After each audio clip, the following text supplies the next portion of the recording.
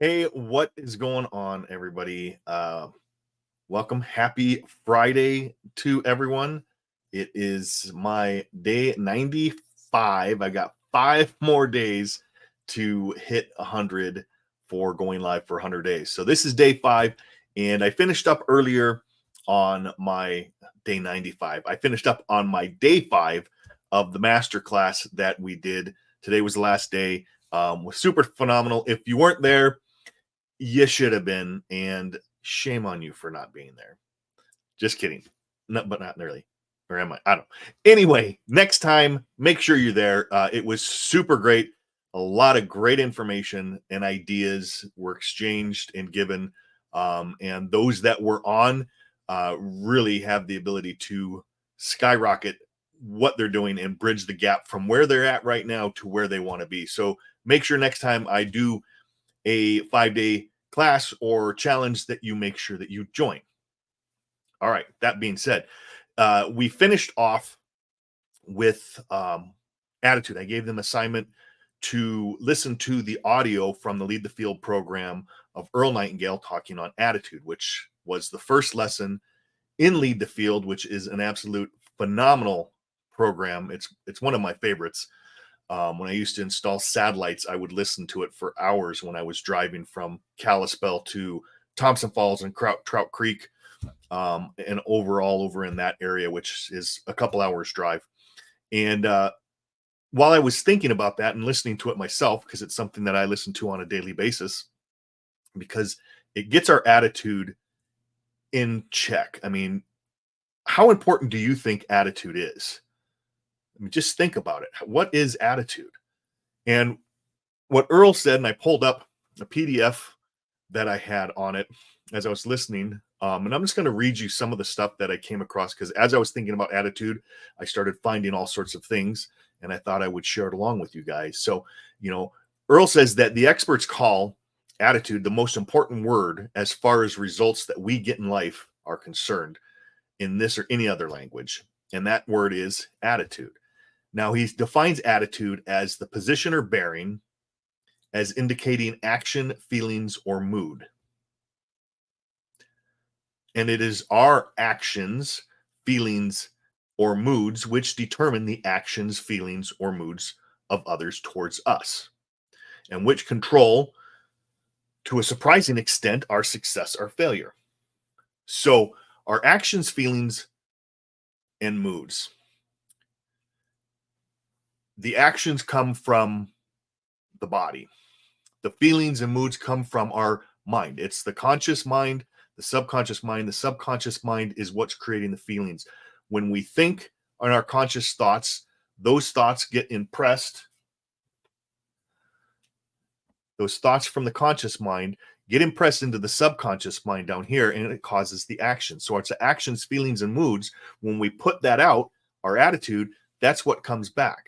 See, when we communicate with people, we communicate through writings, gestures, words, but we also communicate through our emotions.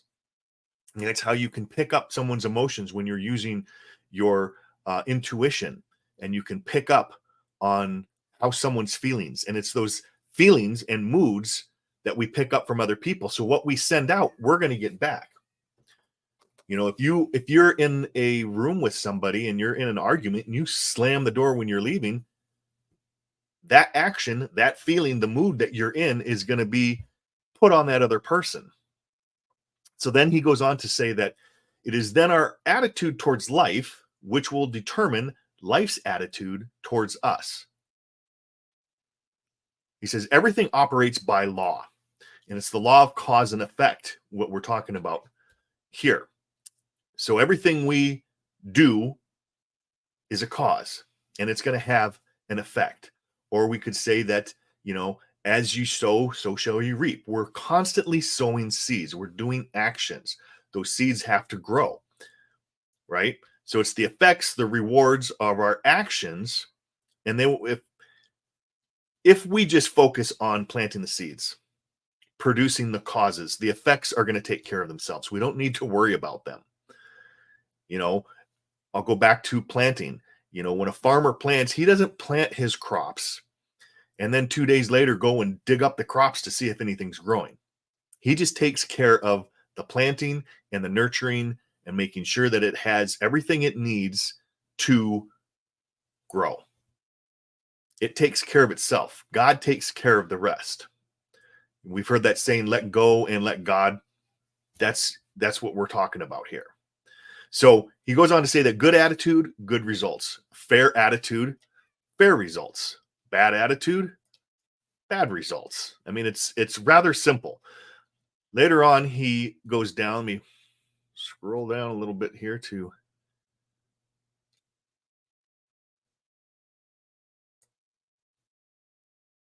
Okay, so Bob talks about this all the time.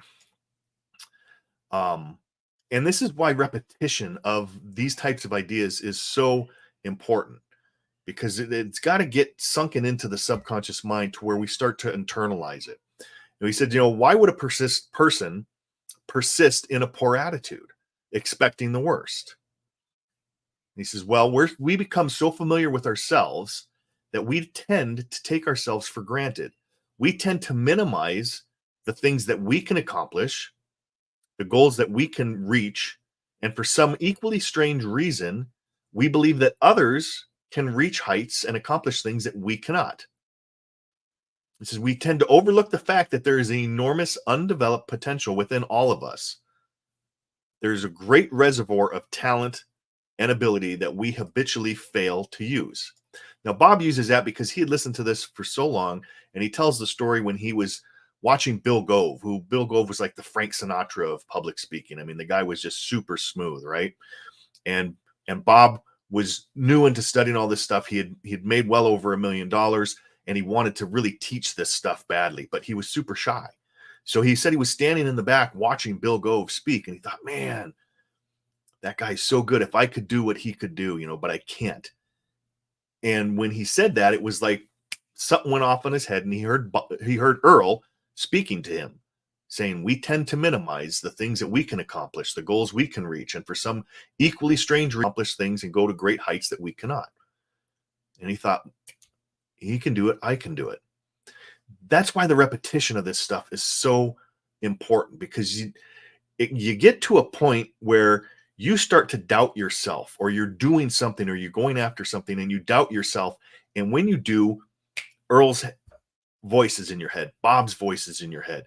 If you've been following me and you've been listening to some of this stuff, my voice may be in your head. That would be a little scary, but you get my point. So it's important that repetition really goes through a whole bunch of this stuff.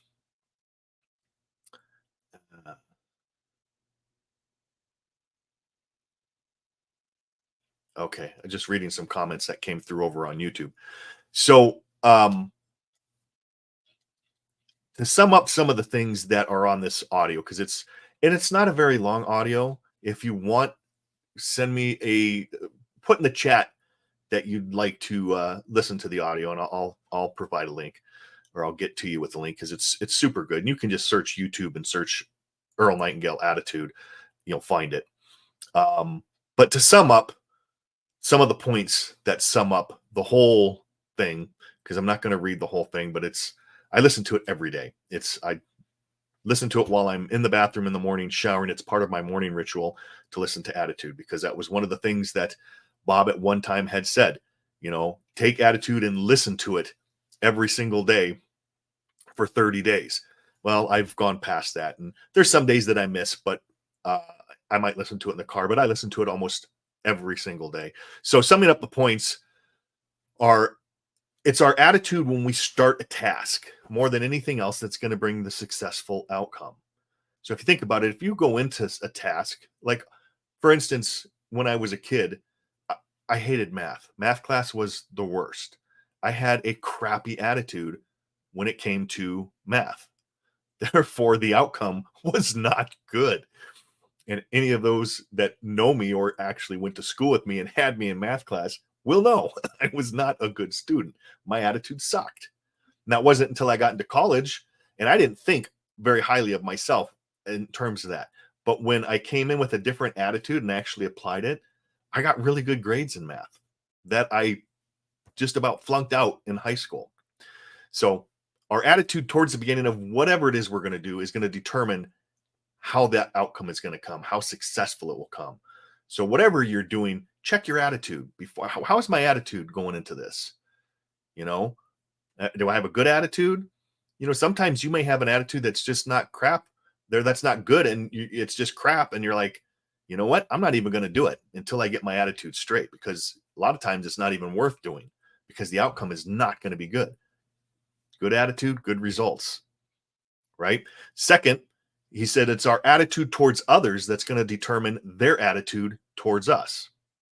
He says we're interdependent, and the success we achieve in life is going to largely depend on how largely we relate to others. So how is your attitude towards your family, your friends, your relatives, your coworkers? That's going to determine the attitude that they're bringing back to you. And if you look at sometimes some of the people, like sometimes I notice with my kids, sometimes their attitudes towards each other are not the best. And then they complain about each other. And I try to talk to them, and they're teenagers and young adults, and it's funny at times because it's like, you just shift your attitude towards the other person. Well, if they do this first, it's got to start with someone. Make it you. Change your attitude towards the other person. And then he says that before we can achieve the kind of life that we want, and this is important, we must think, act, talk, and conduct all of our affairs as the person you wish to become. Now, when we do that, we mentally become that person. That doesn't mean that, if you're like, what, I want to be a millionaire, and you're going to go out and buy a car, or you're going to go just frivolously spending money. But that doesn't mean that you can't go and test drive, and you can't, like, if you are planning that, I want to get to a point where I'm getting massages every single day. Well, let's kick it back and do it once a month. Go to a fancy restaurant once a month.